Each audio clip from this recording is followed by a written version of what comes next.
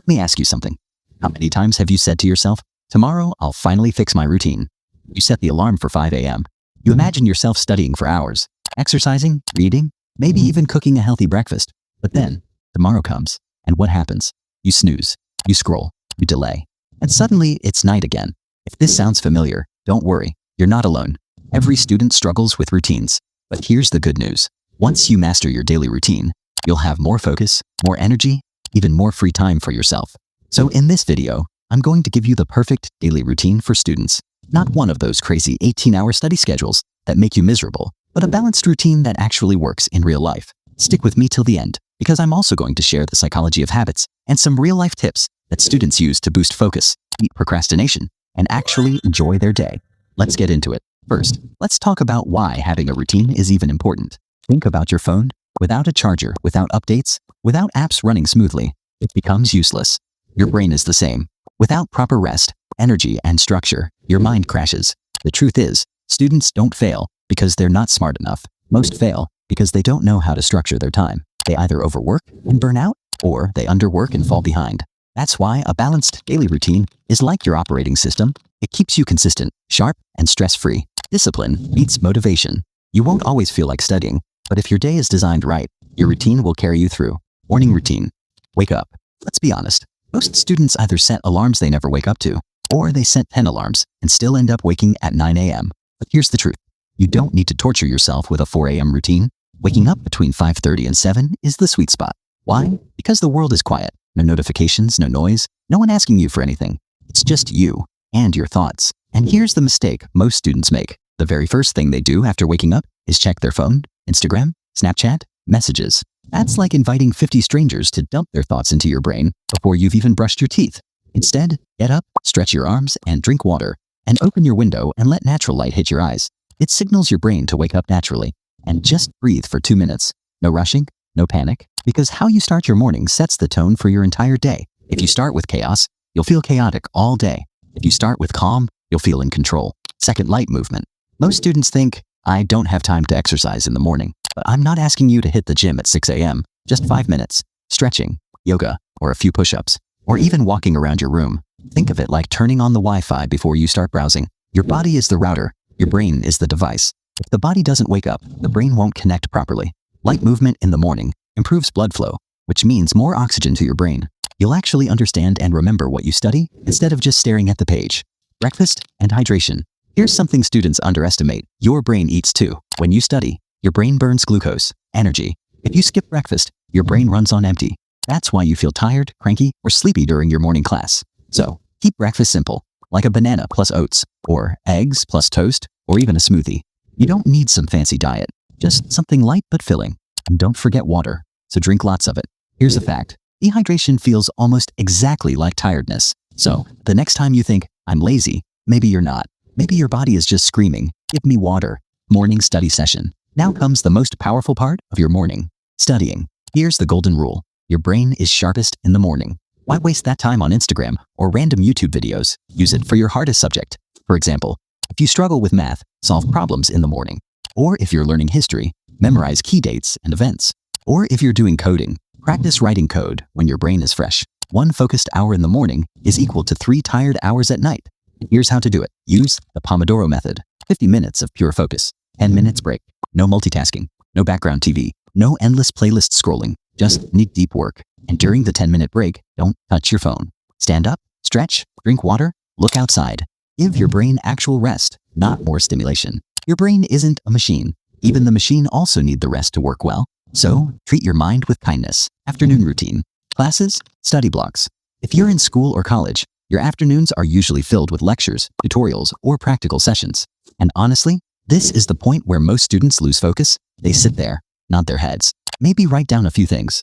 But later, nothing really sticks. Here's the trick. Don't be a passive learner. Take notes in your own words. Don't just copy everything the teacher says or writes. Your brain remembers better when you process the information first. Ask questions. Even small questions can clarify concepts and make the lesson interesting. Summarize what you learned. After class, spend 2 to 3 minutes quickly writing or speaking aloud what you understood. This little habit makes revision later so much easier, like learning something twice without extra effort. Think of it this way. Active learning is like planting seeds. The more care and attention you give, the stronger your understanding grows. Passive learning? It's like throwing seeds on dry ground. Most of it doesn't grow. Lunch and power break. After a few hours of classes, your brain and body are tired, and what most students do is eat a heavy, oily lunch and then crash on the couch or scroll on their phone. Heavy meals send your energy into digestion mode. Your body becomes sluggish, your brain slows down, and suddenly you feel sleepy, even if you just had lunch. Here's what works instead. Eat light, nutritious meals. A small portion of protein, eggs, lentils or chicken, some veggies or fruit, and water is perfect. Avoid sugary drinks or fried food. They give a quick spike in energy, but a big crash right after. After lunch, give your brain a small recharge. Take a short power nap of 15 to 20 minutes. Don't overdo it, or you'll feel groggy. If naps aren't your thing, go for a quick walk outside. Even 10 minutes of fresh air wakes up your mind and body. Think of this as hitting the reset button. Your brain has been learning for hours. It deserves a mini break before tackling more. Midday study session. Now comes to the tricky part. The post-lunch afternoon slump, or energy drops, or attention drifts. And it's tempting to scroll your phone or just stare at your books. Instead of fighting this, use it smartly. Afternoon is perfect for hands-on, practice-based work, not heavy theory. Solve math problems, practice exercises, or do past papers. Or revise with flashcards or make small summaries of key points. Or write essays, reports, or anything that requires active doing rather than passive reading. The idea is simple. Because your brain is slower in the afternoon, so don't waste that time on difficult, high-concentration work. Evening routine. Movement. Let's be real. After a long day of classes and study, your body feels heavy and your brain is fried. That's exactly why even 20 to 30 minutes of movement can completely change how you feel. You don't have to hit the gym or lift weights. Keep it simple. Play football, basketball, badminton, or any sport you enjoy. Or go for a short run or brisk walk outside. Or even dancing to your favorite songs in your room counts. Because exercise doesn't just keep your body fit, it sharpens your memory, reduces stress, boosts energy, and improves mood. Students who move in the evening often sleep better and wake up with more focus the next day. Creative time. After moving your body, it's time to move your mind in a different way. Even the best students in the world don't spend every hour studying. They take time for hobbies. And you should too. Do something that's fun and creative. Draw, paint, or craft. Or write stories, blogs, or journals. Or play an instrument. Or work on a personal project. Or sing, dance, or even cook something new. Because creativity acts like a reset button for your brain. It prevents burnout, keeps you motivated, and makes studying feel less like a chore. Plus, it helps you discover skills and passions outside of academics, is what makes life exciting. Evening study session. Now that your body and mind are relaxed, it's time for light revision. But remember, this is not the time for your toughest subject or heavy concepts. Instead, review your notes from earlier in the day and solve easy or medium practice questions. And plan and organize tasks for the next day. Summarize key points in your own words. This makes recall easier later. If you do this consistently, you'll notice that by the time night comes, you feel accomplished rather than guilty about wasted hours. And your brain will be calmer, making it easier to fall asleep and retain what you studied. Night routine.